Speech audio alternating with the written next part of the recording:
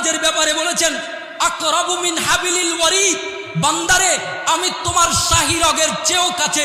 আর নবীর ব্যাপারে বলছেন আন-নাবিয়্যু আউলা বিল মুমিনিনা মিন আনফুসিহিম, তুমি যদি ঈমানদার হও আল্লাহ সমস্ত বান্দার সমস্ত মানুষের শাহী রগের চেয়েও কাছে বলেছেন।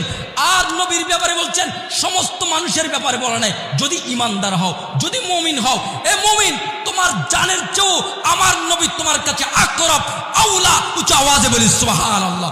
তুমি ডাক দাও বাংলার কোন এক প্রান্ত থেকে ইয়া রাসূলুল্লাহ বলে বলে কাহা সে কিসনে পুকারা হুজুর জানতে हैं, কোথায় থেকে কোন বান্দা কোন উম্মতে মুস্তাফা কোন গোলাম ডাক দিয়েছে ইয়া রাসূলুল্লাহ বলে আমার নবী জানতে পারেন। উচ্চ আওয়াজে বলি সুবহানাল্লাহ। আমার নবীকে সালাতু সালাম দাও, আমার নবীর দরুদ শরীফের নজরানা দাও, নবীর সাথে কথা বলো। যুবক, তুমি যখন নবীর সাথে এভাবে কথা বলবা তোমার হৃদয়ের মধ্যে আলো চলে আসবে, নবী রহমাতুল লিল আলামিনের তাওয়াজ্জু চলে আসবে। আল্লাহর সাথে কথা বলো কোরআন তেলাওয়াত করে, নামাজ পড়ে, আল্লাহর সাথে কথা বলো, দোয়া করে, মুনাজাত করে। মুনাজাত মানে কি? নাজওয়া থেকে একাকী কথা বলা। মুনাজাত মানে পরস্পর গোপন কথা বলা। যুবক, মুনাজাত মানে হাত তুললাম বিরহমাতিকা ইয়া রহমান রহিমিন বলে দুধ দিলাম, এটা নয়, বরং আল্লাহর সাথে কথা বলা।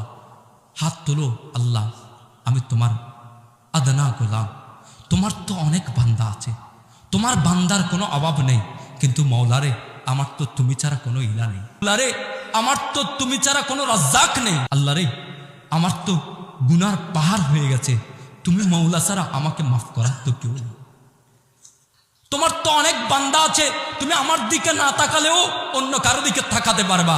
তোমার আমাকে মহব্বত না হলেও তোমার মহব্বতের অনেক বান্দা আছে, তোমার কোনো অভাব নেই, কিন্তু আমার তো অভাব আছে। মওলা তুমি যদি আমার দিকে না তাকাও, আল্লাহ রে তুমি যদি আমাকে মাফ না করো, জমিনের মধ্যে আমাকে মাফ করার কেউ নেই। মওলা রে তুমি যদি আমাকে দয়া ইহসান না করো, আমাকে ইহসান করার কেউ নেই। তুমি যদি রিজিক না দাও, কেউ আমাকে রিজিক দিতে পারে না। মওলা রে তুমি যদি আমাকে ভালো কাজের তৌফিক না দাও, দুনিয়ার মধ্যে কেউ আমাকে তৌফিক দিতে পারে না। আমি তোমাকে তোমার মাহবুব নবীর উসিলা দিলাম, আমি তোমার সামনে তোমার মাহবুব নবীকে রাখলাম। আমি তো তোমার মাহবুব নবীর উম্মত, যেই নবীর উম্মতকে খাজা ইব্রাহিম খলিলুল্লাহ আলাইহিস সালাম সালাম পাঠিয়েছেন মেরাজের রাতে। আমি তো সেই উম্মত, যেই উম্মত হওয়ার জন্য নবীরা আল্লাহর দরবারে কান্নাকাটি করেছেন। আমি তো সেই মাহবুব নবীর উম্মত। আল্লাহ তোমার মাহবুব নবীর উসিলায় বাবা আদমের দোয়া কবুল করেছো, তওবাকে কবুল করেছো, এটা আমাদেরকে সবক দিয়েছো। নবীদের কোনো গুনাহ নেই, তারপর তওবার কথা বলে আমাদেরকে সবক দিয়েছো। মওলারে তোমার মাহবুব নবীকে সামনে দিলাম, আমার জীবনের গুনাহগুলো মাফ করে দাও। এভাবে আল্লাহর দরবারে মুনাজাত করো, ওয়াল্লাহি আমার আল্লাহ গফুর ও গফফার, তোমার জীবনের সমস্ত গুনাহ মুহূর্তের মধ্যে মাফ করে দিবেন। উচ্চ আওয়াজে বলি সুবহান। রাসূল করিম সাল্লাল্লাহু আলাইহি ওয়াসাল্লামের সাথে কথা বলো, সালাতু সালাম দাও, আরজি পেশ করো। কে কি বলছে ওদিকে তাকায়ও না উম্মত। কেউ বলছে আমার নবী শুনে না, তুমি তার কথা কানেও নিও না। কেউ বলছে আমার নবীর দিকে তাকাতে হবে না, হাজিরা হজ করে নবীর দরবারে জিয়ারত করতে যেতে হবে না, তুমি তার কথা শুনো না। তুমি বলো হজের জন্য এটা ফরজ নয়, ঠিক, কিন্তু হজ কবুলের জন্য শর্ত। হজ কবুলের জন্য, নামাজের জন্য, নামাজ আদায় হওয়ার জন্য দরুদ শরীফ ফরজ নয়। আমাদের হানাফি মাযহাব মোতাবেক তাশাহুদ পড়লে নামাজ আদায় হয়ে যায়, কিন্তু নামাজ কবুল হওয়ার জন্য দরুদ শরীফ শর্ত। দরুদ শরীফ না পড়লে নামাজ কবুল হয় না। সুতরাং তুমি এভাবে বলো আমার জিন্দেগির গুনাহগুলোকে মাফ করার জন্য আল্লাহর দরবারে আমি একটা স্থান খুঁজেছি, আল্লাহ আমার একটা স্থান দেখাও যেখানে গেলে আমার গুনাহ মাফ হয়ে যাবে। আমার আল্লাহ বলছেন কি, ওয়ালাউ আন্নাহুম ইযলামু আনফুসাহুম, যাও কা তুমি যদি জুলুম করো, তো যারা জুলুম করেছে নিজের নফসের উপর, জুলুম করতে করতে করতে শেষ করে দিয়েছে নিজের নফসকে, নিজের কলবকে, বলে যাও কা আপনার দরবারে যেন আসে, রাসূলের দরবারে চলে যাও, নবীর দরবারে গিয়ে আল্লাহর কাছে ইস্তেগফার করো। নবীও যদি তোমাদের জন্য ইস্তেগফার করে, সুপারিশ করে, লাওয়াজাদুল্লাহ তাওয়াবার রহিমা, তাহলে আল্লাহকে তওবা কবুলকারী বাবা। শুধু তওবা কবুলকারী নয়, রহিম, দয়া পাবো বাবা। কেমন দয়া? আমার নবী যদি তোমার জন্য সুপারিশ করে, এমন তওবা কবুলকারী বাবা, ইল্লা মান তাবা ওয়া আমানা ওয়া আমিলা আমালান সালিহা উলাইকা ইউবাদদিলুল্লাহু সাইয়্যাতিহিম হাসানাত।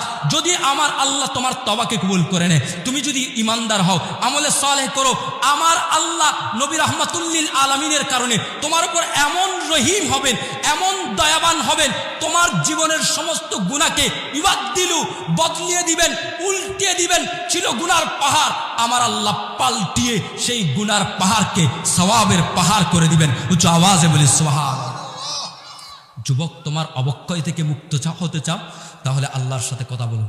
তোমার অধপতন থেকে তুমি বাঁচতে চাও, রাসূলের সাথে কথা বলো। তোমার অধপতন থেকে বাঁচতে চাও, ওলি আল্লাহর সাথে কথা বলো। বলো ওলি আল্লাহর সাথে কেমন কথা বলবো? তুমি ওলি আল্লাহর মাজার পাকের মধ্যে চলে যাও, জিয়ারত করো, সোহবত নাও, আল্লাহর দরবারে তাদের উসিলা দিয়ে কথা বলো। আল্লাহ তোমার মাহবুব বান্দা শাহ আমানত রহমতুল্লাহ আলাইহ, শাহ বদর রহমতুল্লাহ আলাইহ, তাদের দরবারে চলে এসেছি। তোমার মাহবুব বান্দার দুয়ারে আসলে আল্লাহর দরবারে গুনাহ মাফ হয়ে যায়। তোমার মাহবুব বান্দার দুয়ারে আসলে তুমি তোমার মাহবুবের উসিলাই আমাকে মাফ করে দাও, তোমার মাহবুবের উসিলাই আমাকেও ভালো বানিয়ে দাও। আল্লাহ তোমার মাহবুবের কাছে এসেছি, তাকে যেমন তুমি কবুল করেছো আমাকে একটু কবুল করে নাও না, তার মতো আমাকেও ইবাদত বন্দেগী করার তৌফিক দাও।